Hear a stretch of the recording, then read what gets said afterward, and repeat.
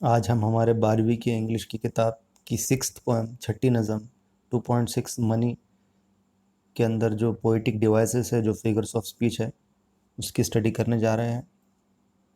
पहली लाइन देखिए, when I had money, money ओ। तो इसमें ध्यान से देखिए, मनी मनी मनी मनी ये जो वर्ड है, मनी ये जो वर्ड है 2 बार रिपीट हुआ है। तो यहाँ पर कौन सी पोइटिक डिवाइस है? रिपीटेशन है। क्योंकि अगर वर्ड रिपीट होता है, अगर अल्फाज रिपीट होता है, तो वहाँ पर कौन सा पोइटिक डिवाइस होता है? कौन सी फिगर ऑफ स्पीच होती है? रिपीटेशन। तो यहाँ पर क्या है? कौन सा पोइटिक डिवाइस है? यहाँ पर कौन सी फिगर ऑफ स्पीच है? रिपीटेशन। इसके बाद देखिए अगली line, I knew no joy till I went poor. इसमें देखिए यहाँ पर भी एलिट्रेशन है, क्योंकि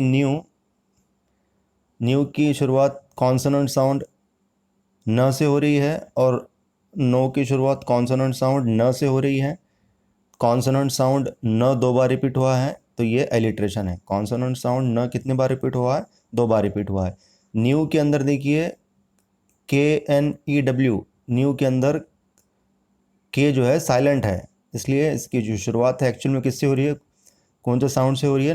न साउंड से हो रही है। इसके बाद तीसरी लाइन देखिए, for many a false man as a friend. तो यहाँ पर देखिए एलिट्रेशन 2 बार इस्तेमाल किया गया है। देखिए पहले फॉर की शुरुआत फ से हो रही है, फॉल्स की शुरुआत फ से हो रही है, और फ्रेंड की शुरुआत कॉन्सोनेंट साउंड फ से हो रही है। इसका मतलब कॉन्सोनेंट साउंड फ 3 बार रिपीट हुआ है, तो ये एलिट्रेशन है। और देखिए यहाँ पर और एक एलिट्रेशन है यहाँ पर, और से देखिए, मैनी की शुरुआत म से हो रही है।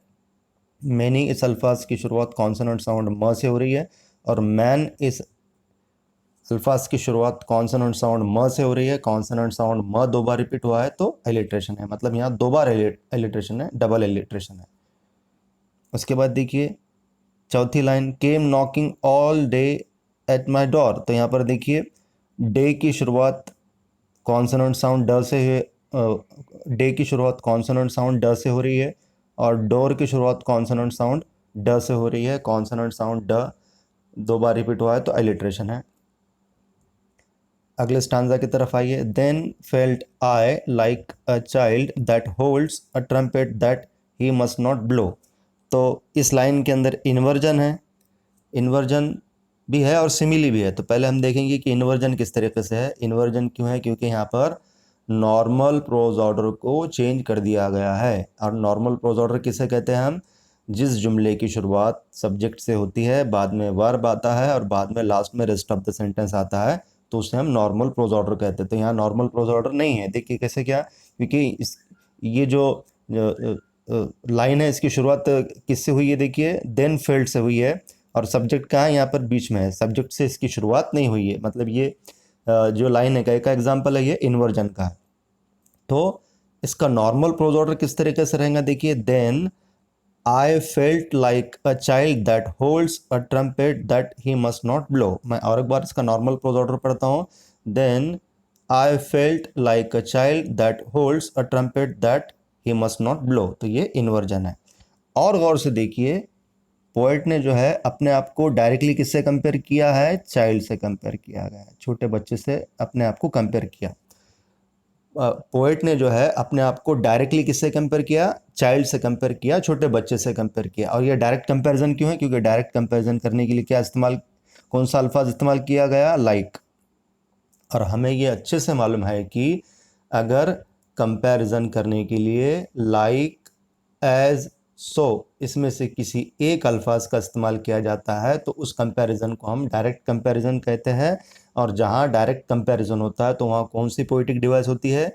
कौन सा फिगर ऑफ स्पीच होता है? सिमिली होता है। क्या होता है? सिमिली। तो यहाँ पर सिमिली भी है, यानी पोएट ने अपने अपने आप को डायरेक्टली किससे कंपेयर किया? चाइल्ड से कंपेयर किया। उसके बाद देखिए अगली लाइन देखिए, because a man is dead. यहाँ पर देखिए जो मैन है, मैन मैन जो है, अ मैन, ये अल्फाज इनडायरेक्टली किसको रिप्रेजेंट कर रहा है? अ मैन इनडायरेक्टली किसको रिप्रेजेंट कर रहा है? ह्यूमैनिटी को, ह्यूमन वैल्यूज़ को।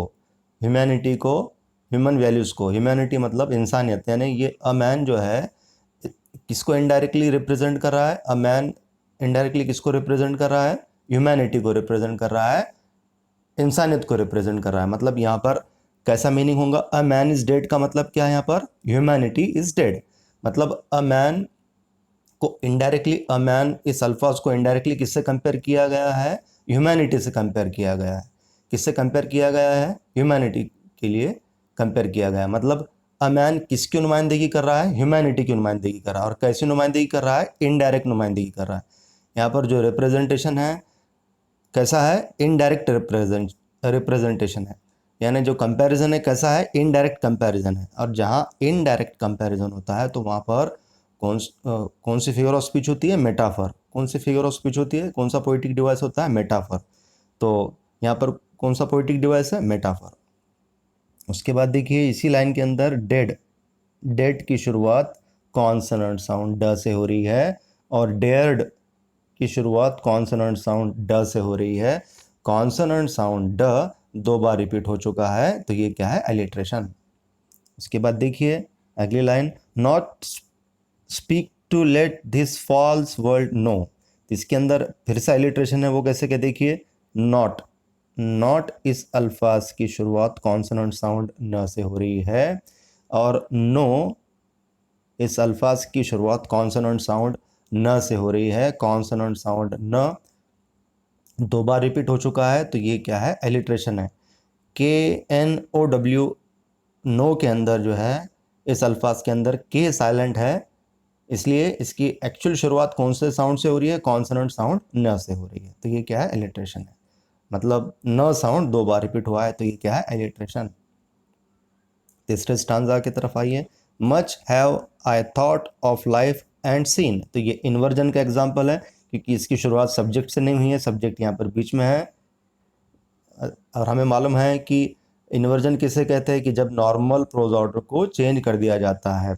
नॉर्मल प्रोज ऑर्डर किसे कहते हैं, नॉर्मल प्रोज ऑर्डर उसे कहते हैं कि जहाँ पर जिस जुमले की शुरुआत सब्जेक्ट से होती है, बाद में वर्ब आता है, बाद में रेस्ट ऑफ द सेंटेंस आता है। तो वैसा यहाँ है क्या, यहाँ पर नहीं है। देखिए यहाँ पर सब्जेक्ट शुरू में आया है क्या, नहीं है, सब्जेक्ट बीच में आया है। इसका मतलब नॉर्मल प्रोज ऑर्डर को चेंज कर दिया गया है।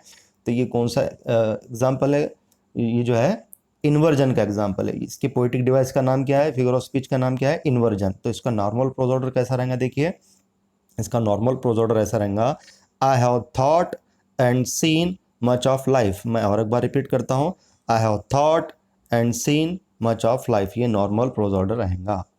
उसके बाद देखिए अगली line, how poor men's hearts are ever light. यहाँ पर गौर से देखिए, जो गरीब लोगों के हार्ट्स है उनको किससे कंपेयर किया गया है, इनडायरेक्टली लाइट चीज़ से कंपेयर किया गया है, हल्के चीज़ से कंपेयर किया गया है। मतलब उनके हार्ट्स को कैसा माना गया है, हल्का माना गया है, कम वजनी माना गया है। हल्का माना गया है, कम वजनी माना गया है, वजनदार नहीं माना गया है। इसका मतलब उनके हार्ट्स को कैसा माना गया है, उनके हार्ट्स को इनडायरेक्टली किससे कंपेयर किया गया है, गरीब लोगों के हार्ट्स को कम वजनी चीज़ से कंपेयर किया गया है, इनडायरेक्टली लाइट चीज़ से कंपेयर किया गया है। तो ये इनडायरेक्ट कंपैरिजन है करके कौन सी फिगर ऑफ स्पीच है, ये है मेटाफर। उसके बाद अगली लाइन देखिए, and how their wives do hum like bees. देखिए इस लाइन के अंदर जो है 3 फिगर ऑफ स्पीच मिलेंगे हमको, 3। इसमें पहले एलिट्रेशन भी मिलेगा हमको, उसके बाद हमें इसमें सिमिली भी मिलेगा, और इसमें ओनोमोटोपी भी मिलेगा इस लाइन के अंदर। देखिए कौन से लाइन के अंदर, मैं और एक बार पढ़ता हूँ, and how their wives do hum like bees. इसके अंदर जो है 3 फिगर ऑफ स्पीच है। तो पहले हम देखते हैं एलिट्रेशन। इसमें देखिए एलिट्रेशन कैसा है, हाउ की शुरुआत ह से हो रही है, और हम की शुरुआत कॉन्सोनेंट साउंड ह से हो रही है। कॉन्सोनेंट साउंड ह 2 बार रिपीट हुआ है। हाउ की शुरुआत ह से हो रही है, और हम की शुरुआत ह से हो रही है। कॉन्सोनेंट साउंड ह 2 बार रिपीट हो चुका है, तो एलिट्रेशन है ये। और उसके बाद देखिए, जो गरीबों की जो बीवियां हैं उनको डायरेक्टली किससे कंपेयर किया गया है, बीज से कंपेयर किया गया है, मधुमक्खियों से कंपेयर किया गया है। और ये डायरेक्ट कंपैरिजन क्यों है, क्योंकि डायरेक्ट कंपैरिजन इसलिए है क्योंकि यहाँ पर कंपैरिजन करने के लिए लाइक ये अल्फाज का इस्तेमाल किया गया है। और हमें ये मालूम है कि जहाँ पर कंपैरिजन करने के लिए लाइक, एज, सो इसमें से कोई एक अल्फाज अगर इस्तेमाल किया जाता है तो उसे डायरेक्ट कंपैरिजन कहते हैं। और डायरेक्ट कंपैरिजन को ही हम कौन सी पोएटिक डिवाइस कहते हैं, सिमिली कहते हैं। क्या कहते हैं, सिमिली। तो यहाँ पर क्या है, सिमिली भी है। और यहाँ पर देखिए ओनोमोटोपी कैसा है, देखिए हम, ये इस अल्फाज को देखिए, ये मधुमक्खियों का आवाज है हम। तो हम का ताल्लुक किससे, साउंड से, हम का ताल्लुक किससे, साउंड से है। तो ये क्या है, ओनोमोटोपिक वर्ड्स है और इसलिए यहाँ पर ओनोमोटोपी भी है।